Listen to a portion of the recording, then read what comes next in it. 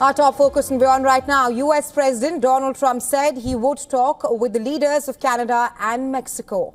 Both the countries have announced retaliatory tariffs of their own after Trump imposed sweeping tariffs on Mexico, Canada and China. The U.S. president, however, downplayed expectations that the meeting would change his mind. Trump has imposed a 25% tariff on all imports from Mexico and most goods from Canada, with a 10% duty on Chinese imports. The U.S. administration said the measure aims to stop the flow of fentanyl and undocumented immigrants. Trump also told reporters that he would be implementing tariffs on goods from the European Union pretty soon. Well, all three tariff-hit countries retaliated to Trump's announcement. Canadian Prime Minister Justin Trudeau announced a far-reaching 25% tariffs on $155 billion worth of U.S. goods, hitting alcohol, clothing, furniture and much more. Trudeau has indicated that he has not spoken with Trump since the swearing-in last week.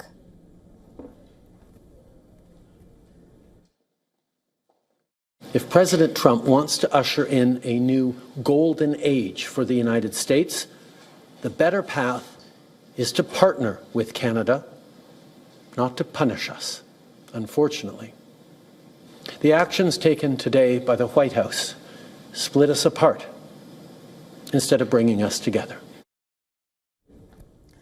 Meanwhile, fans of the NBA's lone Canadian franchise, the Toronto Raptors, continued an emerging trend of booing the American national anthem at events in Canada. This trend has rather gained momentum after Trump made his threat of import tariffs on their northern neighbors.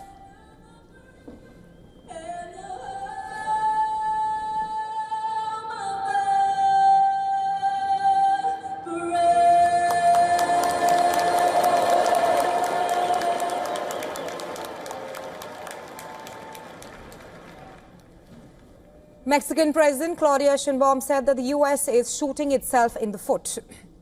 She has ordered her government to implement a countermeasure, which includes tariff and non-tariff measures in defense of Mexico's interests.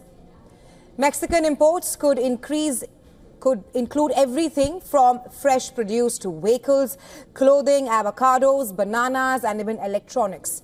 All are expected to become much costlier for the U.S. consumers.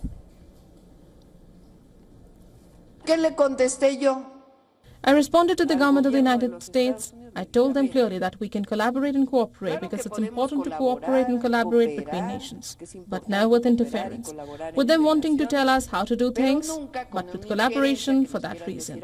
I say coordination, yes. Subordination, no.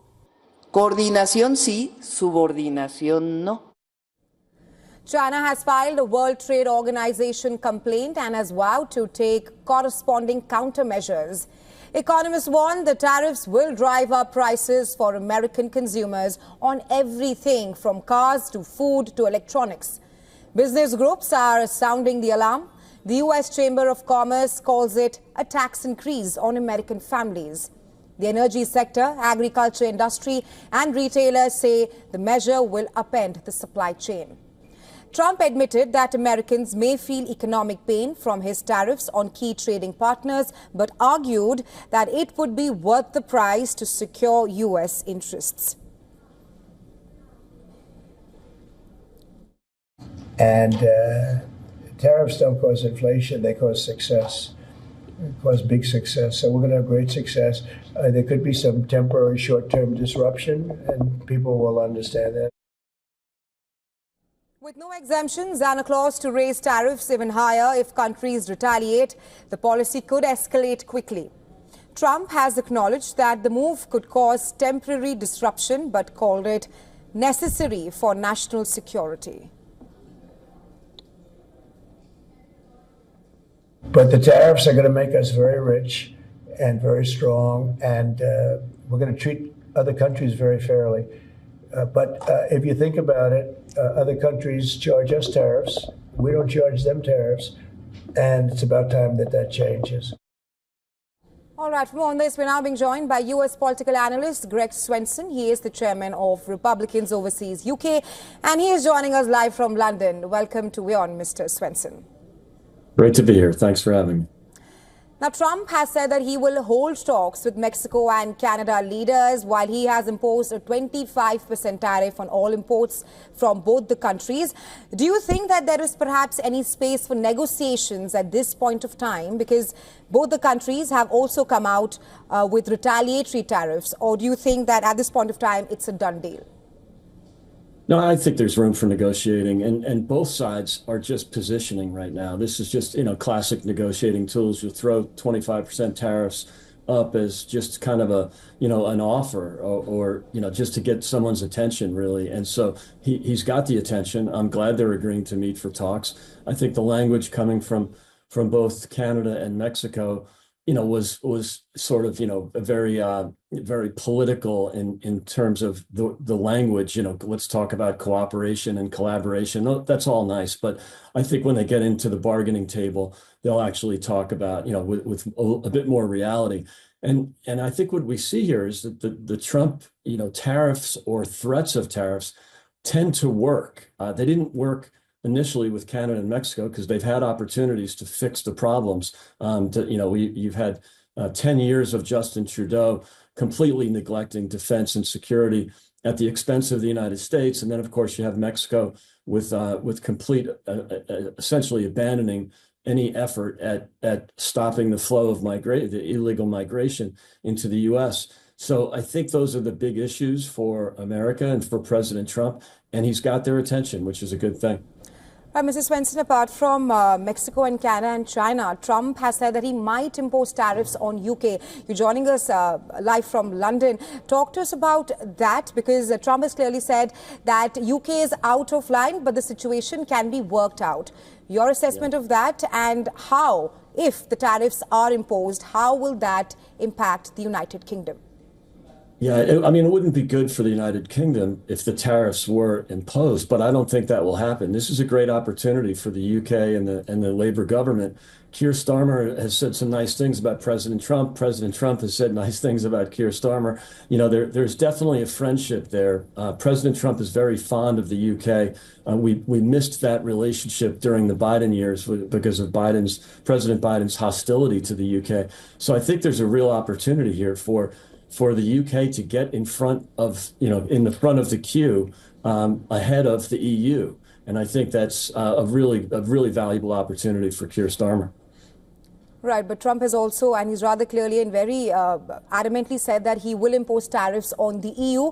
Yeah. How could this affect UK's plan to negotiate a closer relationship with EU, considering that EU is UK's closest and largest trading partner? Yeah, collectively, the EU is.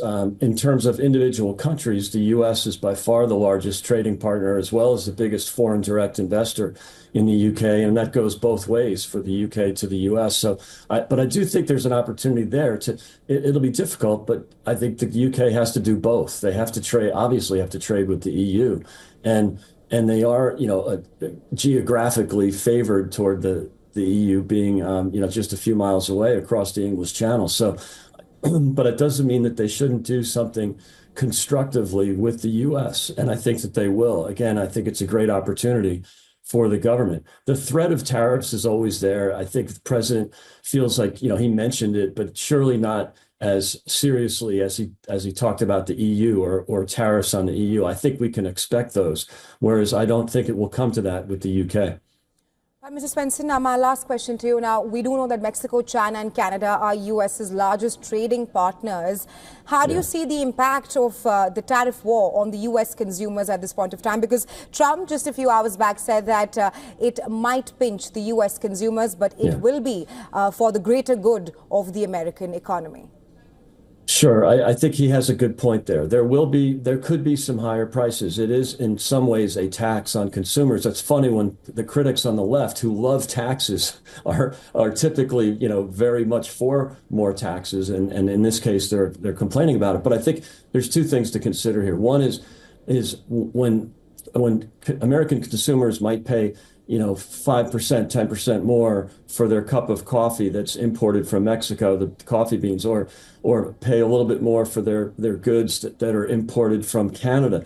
They don't mind that. They'd rather have that than have a convicted terrorist or a convicted rapist living in their towns and their cities. So the trade-off between securing the border with assistance from Canada and Mexico is much more important than higher prices. And then secondly, these negotiating tools, they do work. But if you look at the effect on the American economy, exports to Canada and Mexico are about 1% of American GDP.